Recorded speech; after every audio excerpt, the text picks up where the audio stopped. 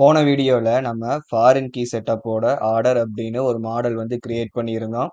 இந்த மாடல்ல நம்ம ஆல்ரெடி கிரியேட் பண்ணியிருந்த கஸ்டமர் மாடலையும், ப்ராடக்ட் மாடலையும் ஃபாரின் கீய வந்து லிங்க் பண்ணியிருந்தோம். இந்த வீடியோல வந்து இந்த மாடலுக்கு போஸ்ட் மெத்தட் மூலியமா எப்படி டேட்டாவ யூஐல இருந்து ஆட் பண்றது அப்படிங்கிற பத்தி தான் பார்க்க போறோம். ஸோ யூஐல இருந்து டேட்டாவ ஆட் பண்ணணும்னா ஃபர்ஸ்ட் அதுக்கு ஃபார்ம் வந்து கிரியேட் பண்ணணும். இந்த ஆர்டர்ஸ் அப்படிங்கிற மாடல் வந்து நம்மளோட ஆர்டர் மேனேஜ்மெண்ட் ஆப்குள்ள வந்து இருக்கு. ஸோ அதுக்குள்ள ஆல்ரெடி நம்ம forms.py ஃபைல் வந்து வச்சிருக்கோம். இதுல இந்த ஆர்டர் மாடலுக்காக ஒரு ஃபார்ம் வந்து கிரியேட் பண்ணிக்கலாம். கிளாஸ் இந்த ஃபார்முக்கான நேம் ஆர்டர்ஸ் அண்டர்ஸ்கோர் ஃபார்ம் அப்படின்னு வச்சுக்கலாம். இதுல இந்த மாடல் ஃபார்மை இன்ஹெரிட் பண்ணிடணும். அடுத்து கிளாஸ் மெட்டால model equal to orders fields equal to இப்போதைக்கு ஆல் அப்படின்னு கொடுக்குறேன். ஆனா எல்லா ஃபீல்ட்ஸுக்கும் நம்ம யூசர் கிட்ட இருந்து டேட்டா வாங்க முடியாது. ஏன்னா நம்ம கிட்ட கால்குலேஷன் ஃபீல்ட்ஸ் வந்து இருக்கு. அதுக்கு நம்ம மேனுவலா கால்குலேட் பண்ணி தான் டேட்டாவை ஆட் பண்ற மாதிரி இருக்கும். ஃபர்ஸ்ட் இந்த ஃபார்மை எல்லா ஃபீல்ட்ஸோட காமிச்சிட்டு அதுக்கப்புறமா நம்ம தேவையான ஃபீல்ட்ஸை மட்டும் ஆட் பண்ணிக்கலாம். ஓகே, இப்போ ஃபார்ம் வந்து கிரியேட் பண்ணிட்டோம். அடுத்து ஆர்டர்ஸை ஆட் பண்றதுக்கான HTML பேஜ் வந்து கிரியேட் பண்ணணும். இதுல இந்த ஃப்ரண்ட் அண்ட் ஆப்பை வந்து ஓபன் பண்ணிக்கலாம். இதுக்குள்ளதான் டெம்ப்ளேட்ஸ் வந்து இருக்கு. இந்த டெம்ப்ளேட்ஸ்ல ஆர்டர்ஸ் ஆட் டாட் ஹெச்டிஎம்எல்னு ஒரு புது ஃபைல் ஒன்று கிரியேட் பண்ணிக்குவோம். Orders underscore out dot HTML. இந்த HTML ஃபைல வந்து நம்மளோட பேஸ் டெம்ப்ளேட்ல இருந்து இன்ஹெரிட் பண்ணிக்கணும். ஸோ டெம்ப்ளேட் டாக்ஸ் யூஸ் பண்ணிட்டு நான் இன்ஹெரிட் வந்து பண்ணிக்கிறேன். Extends base dot HTML. இதுக்கப்புறம் பிளாக் கண்டென்ட்டை ஓபன் பண்ணி என் பிளாக் வந்து கிரியேட் பண்ணணும். ஸோ பிளாக் கண்டென்ட் அடுத்ததா என் பிளாக். இந்த பிளாக் கண்டென்ட்டுக்குள்ள நான் H1 டேக் கொடுத்து ஆர்டர்ஸ் ஆட் பேஜ் அப்படிங்கிற டைட்டில் வந்து ஆட் பண்ணிக்கிறேன். இப்போ இந்த பேஜை ரெண்டர் பண்றதுக்கான வியூஸும் யூஆர்எல்ஸும் கிரியேட் பண்ணிட்டு அதுக்கப்புறமா வந்து இங்க நம்ம அந்த ஃபார்மை ரெண்டர் பண்ணிக்கலாம். இப்போ ஆர்டர் மேனேஜ்மெண்ட்டோட views.py ஃபைலை ஓபன் பண்ணிட்டு இப்போ இந்த ஆர்டர்ஸ் ஆட் பண்றதுக்காக ஒரு ஃபங்க்ஷன் வந்து எழுதிக்கலாம். ஆர்டர்ஸ் ஆட் இதுல ரிக்வஸ்ட்டை வந்து பாஸ் பண்ணிடணும். கோலன் ஃபர்ஸ்ட் ஃபார்மை மட்டும் ரெண்டர் பண்ணுவோம். அதுக்கப்புறம் டேட்டாவை ஆட் பண்றதுக்கான லாஜிக்ஸ் வந்து எழுதலாம். So first context equal to dictionary இதுல ஆர்டர் அண்டர்ஸ்கோர் ஃபார்ம் கோலன் நம்ம கிரியேட் பண்ணி வச்சிருக்க இந்த ஆர்டர் ஃபார்மை கால் பண்ணிக்கணும். அதுக்கப்புறம் ரிட்டர்ன்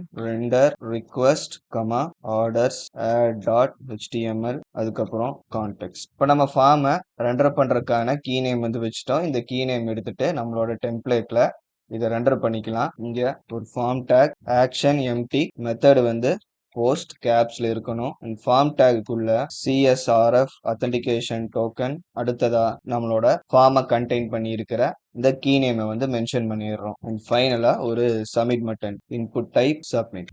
அடுத்து நம்ம கிரியேட் பண்ண ஃபங்க்ஷனுக்கு URLs எழுதிட்டு யூஐல ரெண்டர் பண்ணி பார்த்துடலாம். ஸோ இங்க பாத் சிங்கிள் கொட்டேஷன்ல ஆட் ஸ்லாஷ் ஆர்டர்ஸ் ஸ்லாஷ் கொட்டேஷனுக்கு வெளியே காமா நம்ம ஃபங்க்ஷனோட நேமை வந்து மென்ஷன் பண்ணிடணும். வெளியே ஒரு கமா ஆட் பண்ணிக்கலாம். நான் சர்வர் வந்து ஆல்ரெடி ரன் பண்ணி வச்சிருக்கேன். இப்போ சர்வர் ரன்ல இருக்கான்னு செக் பண்ணிட்டு நம்ம யூஐல விசிட் பண்ணி பார்த்துடலாம். ஸோ சர்வர் எரர் வந்து ஸ்டாப் ஆயிருக்கு. நான் திரும்பவும் ரன் பண்ணிக்கிறேன். இப்போ ப்ரௌசர்ல ஆல்ரெடி ஓபன் பண்ணி வச்சிருந்தேன். இந்த பேஜை ரெஃப்ரெஷ் பண்ணிட்டு நம்ம ஆர்டர்ஸை ஆட் பண்ற URL வந்து விசிட் பண்ணிக்கலாம். ஸோ போர்ட் நம்பருக்கு அப்புறம் slash order slash add slash திரும்பவும் ஆர்டர்ஸ் ஸ்லாஷ். ஸோ இப்போ திரும்பவும் ரெஃப்ரெஷ் பண்ணிக்கலாம். இப்போ நம்மளோட ஆர்டர்ஸ் ஆட் பேஜ் வந்து ரெண்டர் ஆயிருச்சு. இப்போ நான் ஆல்ரெடி சொன்ன மாதிரி கஸ்டமர் ரெஃபரன்ஸ்லையும் ப்ராடக்ட் ரெஃபரன்ஸ்லையும் நமக்கு ஆல்ரெடி என்ன டேட்டா போஸ்ட் பண்ணியிருந்தோமோ அது எல்லாமே டிராப் டவுன்ல வந்து வந்திருக்கு. இப்போ கஸ்டமர் டேட்டா பார்த்தீங்கன்னா கஸ்டமரோட நேம் மட்டும் வந்திருக்கு. ஆனால் ப்ராடக்ட் டேட்டால ப்ராடக்டோட நேம் பிளஸ் கோடோட சேர்த்து வந்திருக்கு.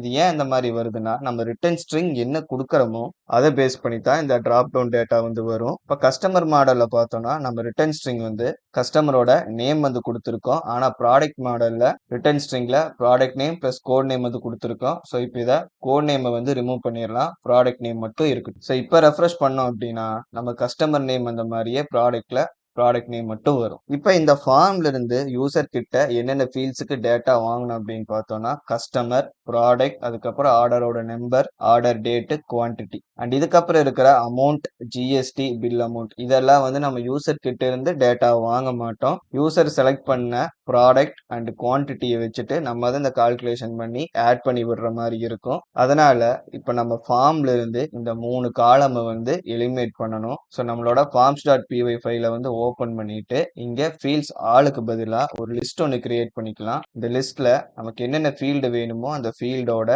நேமை மட்டும் நம்ம மென்ஷன் பண்ணணும். Customer reference, comma, single quotation, ப்ராடக்டோட ரெஃபரன்ஸ், அதுக்கப்புறம் order number, order date and ஃபைனலா குவான்டிட்டி. இப்ப திரும்பவும் யூஐ போயிட்டு ரெஃப்ரெஷ் பண்ணலாம். சர்வர் மறுபடியும் ஆஃப் ஆயிருக்கும்னு நினைக்கிறேன். ஸோ சர்வரை ரீரன் பண்ணி விட்டுறலாம். ஓகே, இப்ப ரெஃப்ரெஷ் பண்ணோம் அப்படின்னா நம்ம என்னென்ன ஃபீல்டுக்கெல்லாம் யூசர் கிட்ட இருந்து டேட்டா வாங்கணுமோ அந்த ஃபீல்டு மட்டும் ரெண்டர் ஆயிருக்கு. ஸோ அடுத்து டேட்டாவை கலெக்ட் பண்ணி டேட்டா பேஸ்ல சேவ் பண்றதுக்கான லாஜிக் வந்து எழுதிடலாம். ஸோ நம்மளோட வியூஸ் ஓபன் பண்ணிட்டு என்ன பண்ணலாம்னா if request dot method equal to post, first டேட்டாவை பிரிண்ட் பண்ணி செக் பண்ணிடலாம். ரிக்வெஸ்ட் டாட் போஸ்ட், நான் கஸ்டமர் 1 செலக்ட் பண்றேன், product order number 1 2 3 and date வந்து 2024-01-01 குவான்டிட்டி 1. இப்போ சப்மிட் பண்ணிடலாம். இப்போ நம்ம டெர்மினல் ஓபன் பண்ணி பார்த்தோம்னா நார்மலா நம்ம டேட்டா என்டர் பண்ற மாதிரி இருக்கிற ஃபீல்டுக்கு நம்ம என்ன என்டர் பண்ணோமோ அது வந்து வந்திருக்கும். ஆனா ஃபாரின் கீ ரெஃபரன்ஸ் பண்ண ஃபீல்டுக்கு எல்லாமே வந்து நம்ம என்ன டேட்டாவை யூஐல செலக்ட் பண்றோமோ அந்த டேட்டாக்கு ஏற்ற அந்த மாடல்ல இருக்கிற ஐடி தான் வந்து நமக்கு வேல்யூவா வந்து வரும். இங்கேயும் கஸ்டமர் ரெஃபரன்ஸுக்கு 1ம் ப்ராடக்ட் ரெஃபரன்ஸ்ல 1ம் வந்து வந்திருக்கு. ஏன்னா நம்ம செலக்ட் பண்ணது ரெண்டுமே ஃபர்ஸ்ட்ல இருந்த டேட்டா. இப்போ இதுவே யூஐல இருந்து திரும்ப கஸ்டமர் 2ம் ப்ராடக்ட் இன்டெல் ப்ராசஸரும் செலக்ட் பண்றேன். Some order number, order date and order quantity. இப்போ சப்மிட் பண்றேன். திரும்பவும் கஸ்டமர் ரெஃபரன்ஸ்லயும் ப்ராடக்ட் ரெஃபரன்ஸ்லயும் நம்பர் தான் வந்து வந்திருக்கு. இப்போ நம்ம செலக்ட் பண்ண டேட்டாக்கான அந்த ரெஸ்பெக்டிவ் டேபிள்ல என்ன ஐடி இருக்கோ அந்த ஐடி வந்து நமக்கு டேட்டாவா வந்து வந்திருக்கு. இப்போ என்ன பண்ணோம்னா நம்ம அடுத்து ப்ராடக்ட் இன்டூ ப்ரைஸ் வந்து கண்டுபிடிக்கணும். ஸோ இப்போ என்ன பண்ணோம்னா நம்ம ப்ராடக்ட் குவான்டிட்டிக்கான ஓவரால் அமௌண்ட் வந்து நம்ம கண்டுபிடிக்கணும். இப்போ குவான்டிட்டி நம்ம சப்மிட் பண்ற ஃபார்ம் டேட்டாலேயே வந்து வந்துருது. ஆனா ஒரு ப்ராடக்ட்கான ப்ரைஸ் வந்து ப்ராடக்ட் டேபிள்ல வந்து இருக்கு. அதை எப்படி எடுக்கணும் அப்படின்னா வந்த ப்ராடக்ட் ஐடியை பேஸ் பண்ணி தான் எடுக்கணும். இப்போ என்ன பண்றேன்னா செலக்டட் ப்ராடக்ட் அப்படின்னு ஒரு காலம் நேம் கிரியேட் பண்ணிக்கிறேன். ஸோ அதுக்கு முன்னாடி ஸ்க்ரீன் சைஸை கொஞ்சம் பெருசு பண்ணிக்கலாம். டெர்மினலை க்ளோஸ் பண்ணி வச்சுக்கலாம். இப்போ selected product equal to product dot objects dot get ID equal to ID. இந்த ஐடி எங்கிருந்து நமக்கு வந்திருக்கு அப்படின்னா இந்த ரிக்வெஸ்ட் டாட் போஸ்ட் குள்ள தான் வந்திருக்கும். ஸோ ரிக்வெஸ்ட் டாட் போஸ்ட் அதுல என்ன பேர்ல நமக்கு வந்திருக்கு. ஸோ நம்ம டேட்டா செட்டை பிரிண்ட் பண்ணும் போது ப்ராடக்ட் ரெஃபரன்ஸ் அப்படிங்கிற பேர்ல வருதா, இந்த நேமை காப்பி பண்ணிட்டு நம்ம இங்க யூஸ் பண்ணணும். சரி, டைப் பண்ணிடுவோம் product underscore reference. So server off ஆயிருச்சு, திரும்பவும் ஆன் பண்ணிக்கலாம். இப்போ இந்த டெர்மினலை க்ளோஸ் பண்ணிடுறேன். இப்போ யூசர் என்ன ப்ராடக்ட் செலக்ட் பண்ணாங்களோ அதோட ஐடி நம்ம கிட்ட இருக்கும். அந்த ஐடிக்கான டேட்டாவை எடுத்து இந்த செலக்டட் ப்ராடக்ட் ஃபீல்ட்ல வந்து ஸ்டோர் பண்ணியிருக்கும். இப்போ யூசர் எத்தனை குவான்டிட்டி என்டர் பண்ணாங்கிறதும் ரிக்வெஸ்ட் டாட் போஸ்ட்லயே வந்து இருக்கும். இப்போ அமௌண்ட் எப்படி கண்டுபிடிக்கலாம்னா amount equal to selected product அதுல பிரைஸ் இருக்கிற ஃபீல்ட் ப்ராடக்ட் டேபிள்ல பார்த்தோம்னா பிரைஸ் வந்து பிரைஸ் அப்படிங்கிற ஃபீல்டு நேம்ல வந்து இருக்கு. அதை எடுத்துட்டு இங்க நம்ம யூஸ் பண்ணணும். பிரைஸ் இன்டூ ரிக்வெஸ்ட் அட் போஸ்ட்ல இருந்து வந்த குவான்டிட்டி. இதே நமக்கு ஒரு ரிசல்ட் வந்து ஜென்ரேட் பண்ணும். சில சமயம் கால்குலேஷன்ஸ் எரர் வரும். அதுக்காக இதை ஃப்ளோட் டேட்டா டைப்பால நான் ராப் பண்ணிக்கிறேன். ஸோ அடுத்து இந்த அமௌண்ட்டுக்கான ஜிஎஸ்டி அமௌண்ட் வந்து கண்டுபிடிக்கணும். இப்போ GST amount equal to amount into selected product dot GST. ஏன்னா இந்த செலக்டட் ப்ராடக்ட்குள்ள ப்ராடக்டோட டேட்டா எல்லாமே இருக்கும். எப்படி பிரைஸ் எடுத்தோமோ அதே மாதிரி ஜிஎஸ்டி வந்து நம்ம எடுத்துக்கலாம். இதை ஓவராலா டிவைடட் பை 100. ஸோ இப்போ நம்ம கிட்ட அமௌண்ட் இருக்கு, ஜிஎஸ்டி அமௌண்ட் இருக்கு. நீ ஃபைனலா பில் அமௌண்ட் மட்டும் நம்ம கால்குலேட் பண்ணிருக்கலாம். Bill amount equal to amount plus GST amount. நம்ம இதுக்கு முன்னாடி சிங்கிள் மாடல்ல நம்ம போஸ்ட் பண்ணும் போது ஃபார்மை வச்சே வந்து நம்ம அந்த டேட்டாவை மாடலுக்கு ஆட் பண்ணியிருந்தோம். ஆனா இங்க ஃபார்மை வச்சு பண்ண முடியாது. ஏன்னா ஃபார்ம்ல பாதி ஃபீல்டுக்கு தான் நம்ம யூசர் கிட்ட இருந்து டேட்டாவை வாங்கி இருக்கோம். மற்ற கால்குலேட்டட் ஃபீல்ட்ஸ் எல்லாம் இப்போ நம்ம தான் கால்குலேஷன் பண்ணி வச்சிருக்கோம். அப்போ இந்த இடத்துல எப்படி போஸ்ட் பண்ணணும்னா அதுக்கு நம்ம மாடலை மேனுவலா கால் பண்ணி நம்ம டேட்டாவை ஃபீட் பண்ணணும். ஸோ அதுக்கு முன்னாடி நம்ம ஃபாரின் கீ வச்சிருந்த மாடலை ஒரு டைம் விசிட் பண்ணிட்டு வந்துடலாம். ஸோ இங்க நம்ம கஸ்டமர் ரெஃபரன்ஸ் ப்ராடக்ட் ரெஃபரன்ஸ் அப்படிங்கிற பேர் வச்சிருக்கோம். ஆனா நம்ம மைக்ரேஷன் ரன் பண்ணி மைக்ரேட் பண்ணதுக்கு அப்புறம் அது டேட்டா பேஸ்ல எப்படி போய் ஆட் ஆயிருக்கும்னா ஃபாரின் கீ வச்ச ஃபீல்டு எல்லாத்துக்குமே எக்ஸ்ட்ராவா ஒரு அண்டர்ஸ்கோர் ஐடி வந்து ஆட் ஆயிருக்கும். ஸோ இப்போ டேட்டா பேஸ்ல அதை பார்த்தோம்னா தெரியும். இப்போ ஆர்டர்ஸ் மாடல் வந்து ஓபன் பண்ணிக்கிறேன்.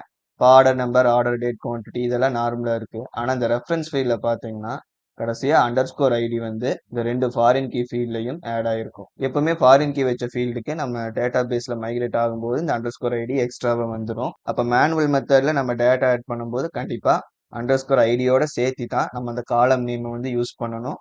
இப்ப மேனுவல் மெத்தட்ல நம்ம இந்த டேட்டாவை ஆட் பண்ணலாம். ஸோ இதை ஆட் பண்றதுக்கு நியூ ஆர்டர் அப்படின்னு ஒரு புது வேரியபிள் நேம் வச்சுக்கிறேன்.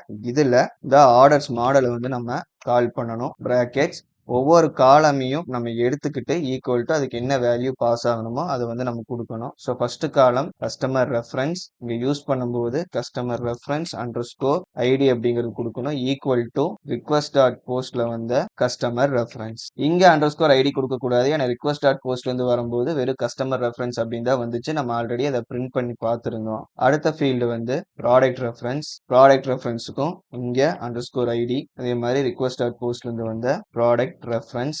ஆர்டர் நம்பருக்கும் சேம் அதே தான், ரிக்வஸ்ட் டாட் போஸ்ட்ல இருந்து வந்த ஆர்டர் நம்பர். இது அப்படியே ஒரு காப்பி எடுத்து ஆர்டர் டேட்டுக்கு மாத்திக்குவோம், ஆர்டர் டேட். அண்ட் ஃபைனலா குவான்டிட்டி. ஸோ இதெல்லாம் யூசர் கிட்ட இருந்து வாங்கியிருந்தோம், ரிக்வஸ்ட் டாட் போஸ்ட்ல இருந்து அதை எடுத்து கொடுத்துட்டோம்.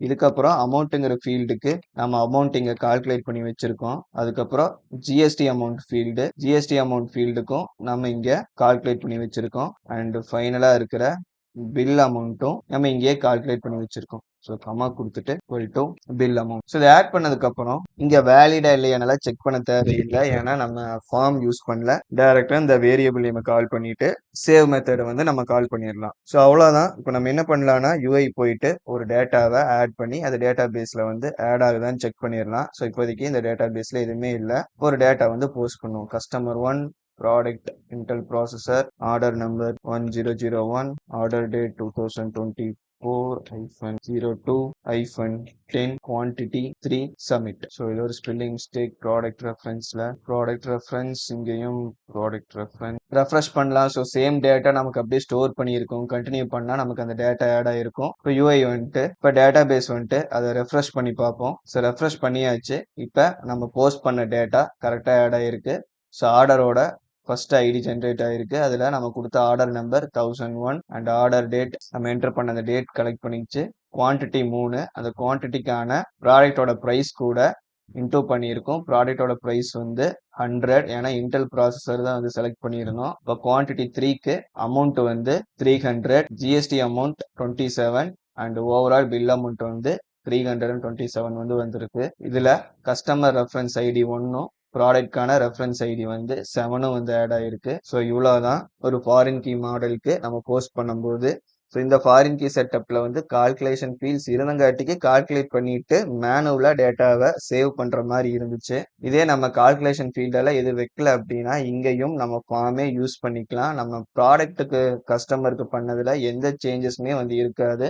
ப்ராடக்ட்டுக்கு என்னென்ன பார்த்தோமோ அது அப்படியே தான் பண்ணியிருப்போம். ஆனால் உங்களுக்கு கால்குலேஷன் ஃபீல்ட்ஸை ஆட் பண்ணிட்டு மேனுவல் மெத்தடும் பண்ணி காட்டணும் அப்படிங்கிறதுனால தான் நான் இந்த மாதிரி வந்து ஃபாலோ பண்ணியிருக்கேன். இப்போ ஃபாரின் கீ மாடலுக்கு போஸ்ட் மெத்தட் வந்து பண்ணிட்டோம். நீ அடுத்தடுத்த வீடியோஸ்ல கெட்டு அப்டேட் எடிட் எல்லாமே பண்ணலாம். ஸோ இந்த வீடியோ அவ்வளோதான். பிடிச்சிருந்தா மறக்காம லைக் பண்ணுங்க. ஜாங்கோவை கம்ப்ளீட்டா கத்துக்கணும் அப்படின்னு நினைச்சீங்கன்னா நம்ம சேனலுக்கு சப்ஸ்கிரைப் பண்ணிட்டு ஜாங்கோ பிளேலிஸ்ட்டை கம்ப்ளீட்டா பாருங்க. தேங்க்ஸ் ஃபார் வாட்சிங்.